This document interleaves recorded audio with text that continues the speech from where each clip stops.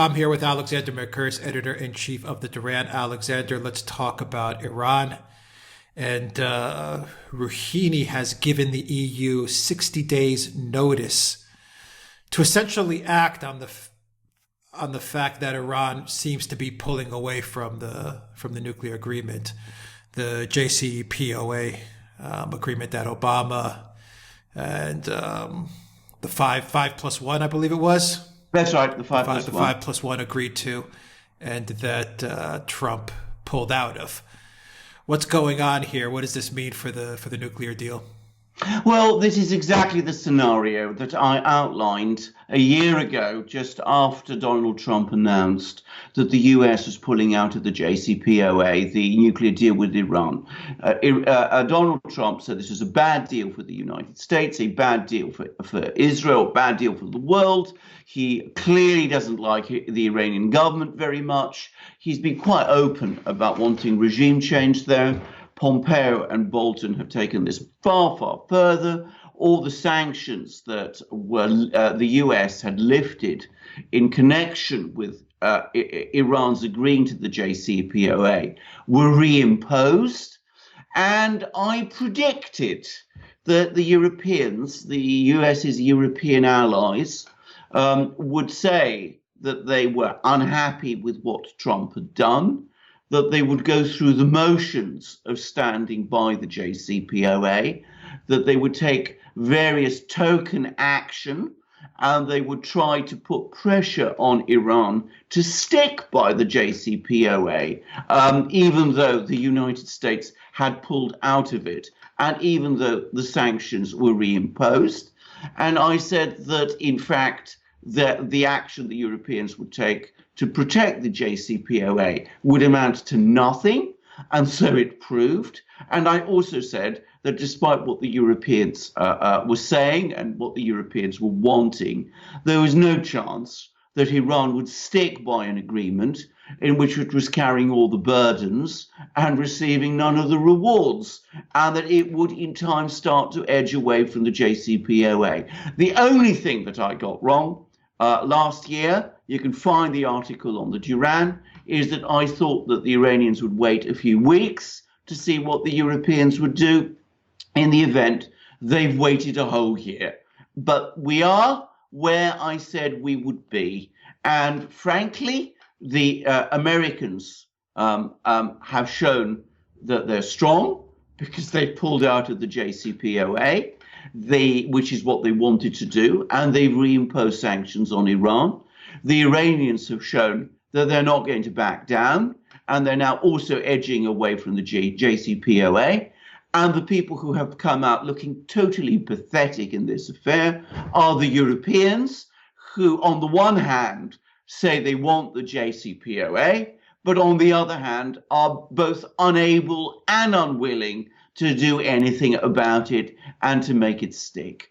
I can remember Margaret Thatcher back in the 1980s when there was a spat between Europe and the US over oil pipelines between Europe and Russia. I can remember Margaret Thatcher coming along, going to Washington, banging the table, telling the then president, who was Ronald Reagan, that contracts are sacred, that agreements are seen through, that sanctions are inadmissible in this kind of situation, and that the British and the other European states would defy those sanctions. Well, there is no one in Europe today who has that kind of strength of purpose or those sort of guts or that kind of force of personality that Margaret Thatcher had in the 1980s, and that is why we are where we are.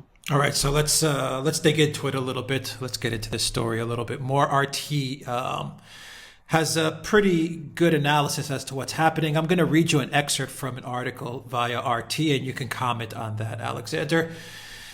As of now, Tehran will no longer sell off excessive enriched uranium and heavy water, the Iranian president said. Under JCPOA terms, it is required to dispose of those materials if production exceeds certain thresholds. Other signatories will have 60 days to negotiate with Iran and address its concerns, particularly in oil industry and banking sector, which Washington targets with its sanctions. If an agreement is reached, the suspension will be reversed. Otherwise, Iran will no longer be bound by any obligation not to enrich uranium over a certain level and may restore the shut heavy water nuclear reactor in Iraq, which was supposed to be repurposed with the help of other signatories under the nuclear deal. After those measures are implemented, 60 more days will be given for negotiations, Rouhani warned, and then Iran may take additional unspecified measures, he said.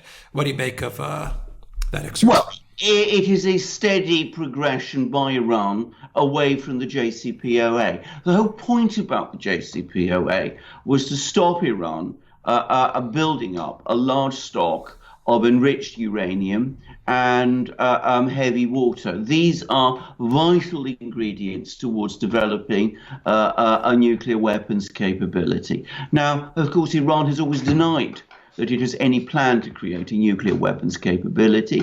But should it change its mind about that, then by holding on to this material, it puts itself in a position where it can develop one.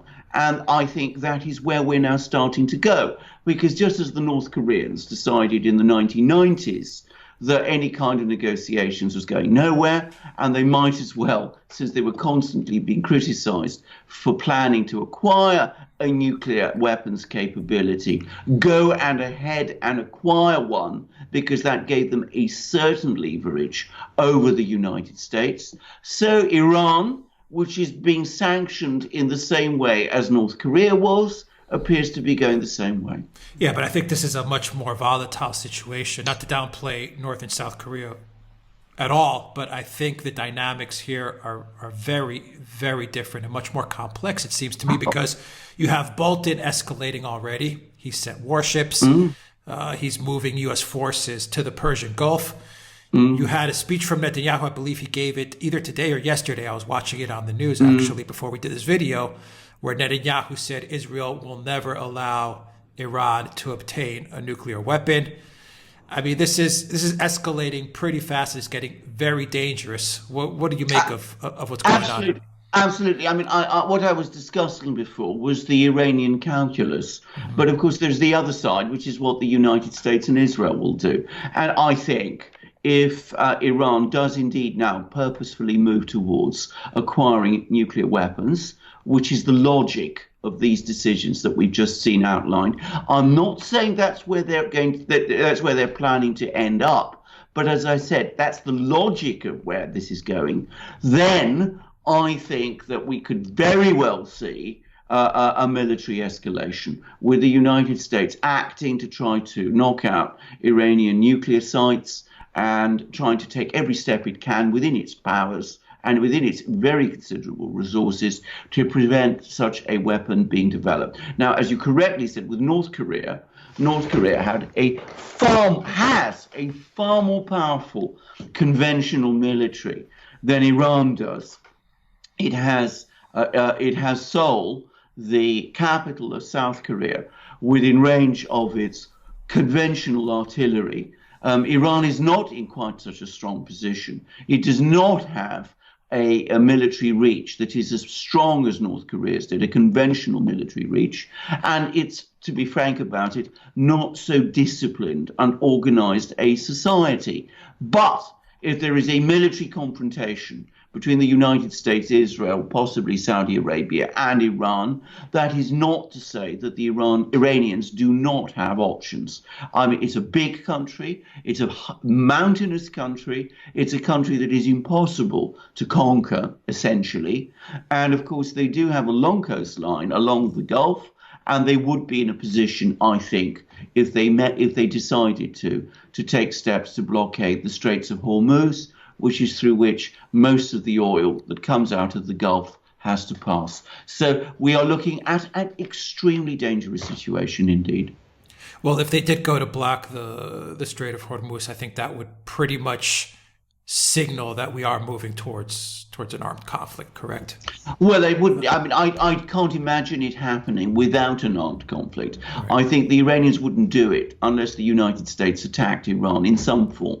But airstrikes, if like you said, if the U.S. does do calculated airstrikes? I think that would be what the US would be planning. And I would add, by the way, that such a bombing campaign would not be over in a few days. I mean, we would be looking at weeks and weeks of airstrikes in order to try to make any real significant impact on Iran's nuclear facilities. And it might very well be that those airstrikes would continue anyway to try to achieve some kind of regime change in Iran. I think it would achieve the opposite, by the way. I think you would see in that kind of situation Iranian society probably consolidate. But as part of that campaign, I foresee that the Iranians would take countermeasures, and that would be one of them. And as I understand it, the sea channel in the Gulf of Hormuz is quite narrow, so it might not be quite so complicated to block it. You might sink ships there, for example, and that might make it difficult to move tankers through.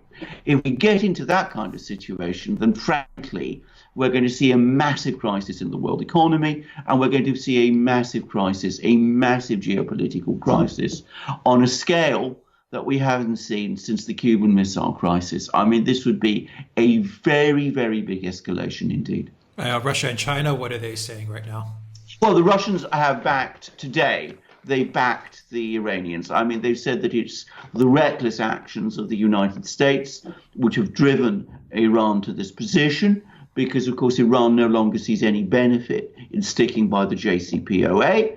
And, of course, implicit in all of that, there is also criticism of the Europeans for failing to stand by Iran in this confrontation with Israel and the United States. The Chinese always keep very, very quiet in these discussions, but Chinese-US relations are deteriorating fast. We're getting news that the trade negotiations between the United States and China are on the brink of collapse. Donald Trump, as we predicted in a video we've just done, has slapped more trade tariffs, 25% trade tariffs on Chinese goods. The mood in China is hardening, as I understand it. And of course, they will come and they will stand by Iran too. Of that, I have no doubt. Is it true what Russia said then? Does Iran see absolutely no more benefit in staying in this JCPOA? And did Europe act negligently towards the deal with Iran? Absolutely. I mean, what the Europeans did was, they negotiated the deal with Iran. They were instrumental in getting Iran to agree to the deal. It was the Europeans who wanted to agree the deal with Iran, because they wanted to establish commercial links with Iran so that they could import Iranian oil and gas. And this is the paradox of it, so as to reduce their dependence on Russia. That was the European calculus. But what happened is that they did agree this deal with Iran. They did get the Americans to agree this deal with Iran. When the Americans said that they were going to tear up the deal, the Europeans did essentially nothing. They set up, after a long time, it took them a year, an alternative to SWIFT that has never actually operated in any significant degree. It's not like the Chinese and Russian alternatives to SWIFT, which are now in existence and which are whirring with activity and which are now integrating with each other. This European thing is sheer tokenism. They did nothing to support European companies that wanted to continue doing business with Iran. As I said in my article of a year ago, the only thing they could have done realistically, which might have slowed the US down, was to threaten reciprocal sanctions on US companies if the US had imposed sanctions on European companies which traded with Iran. They did no such thing. Instead, what they said to the US was, yes, we accept you've got some valid criticisms to make of the JCPOA. We don't like Iranian foreign policy either. We also think Iran's ballistic missile programs are an unfortunate thing, even though those are not covered by the JCPOA. So yes, we support your wish to renegotiate the JCPOA. And by doing that, They made Trump understand that the Europeans were weak. And of course, he went ahead and simply tore it up. So that's where we are. Well, the Europeans are weak and they're completely incompetent. Everyone in Brussels, I mean, they're absolutely incompetent and they're completely owned by the U.S. There's no doubt about that. Totally so. I mean, they've come out of this thing looking like midgets, which they are. Well, they're owned, yeah. Absolutely. I mean, the simple fact of the matter is, I mean, the United States is a superpower.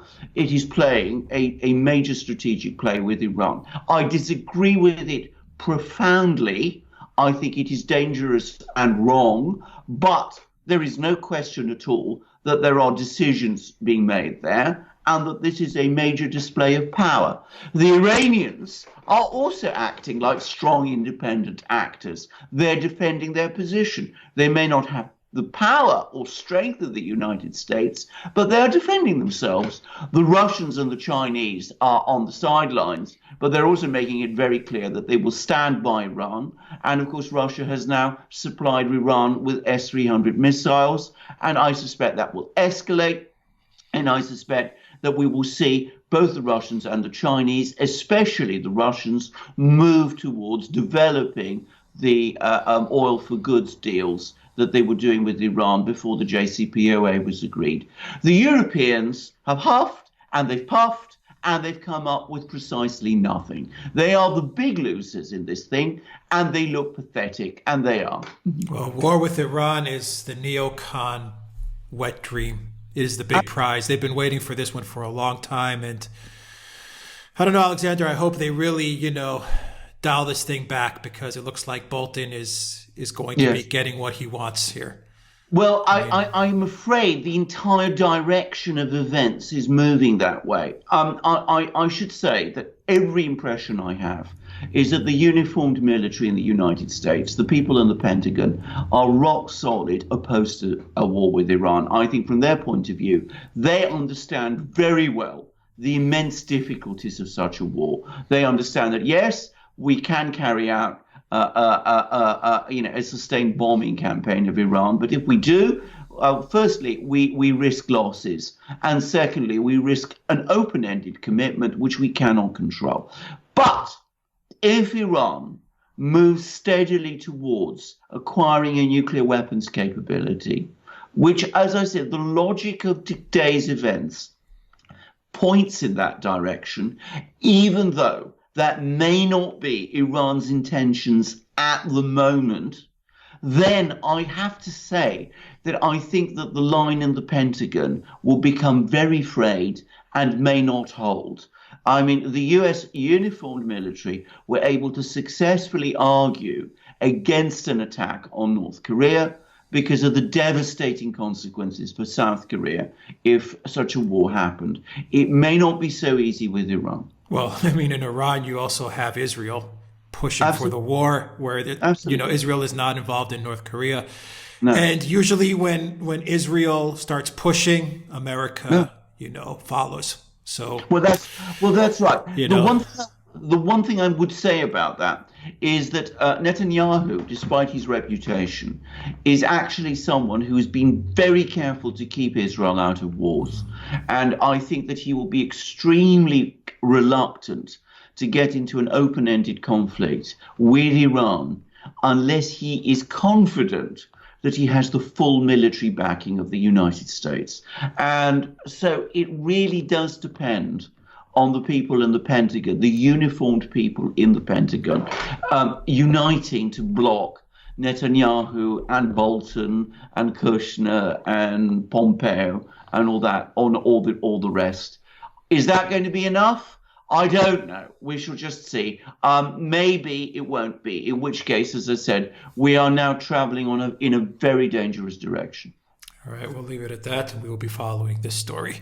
Alexander Mercouris, Editor-in-Chief of the Duran, thank you very much. Guys, if you like this video, click on the subscribe button down below. Click on the notifications bell to get notifications every time we push out a new video. And visit the Duran shop. Pick up a t-shirt, help support the Duran. 20% off sale going on right now. And in the description box down below, you can donate to us on PayPal and Patreon. You can also get an audio copy of this video. Follow us on iTunes and SoundCloud. You can also follow us on Instagram, the Duran_com, and make sure to subscribe to our channel on Blank Chat. The links are also in the description box down below. Go to our new site, the Duran.com, to see the articles that we are linking up to every day. Alexander Mercouris, editor-in-chief of the Duran. Thank you very much. Until next time, everybody, take care.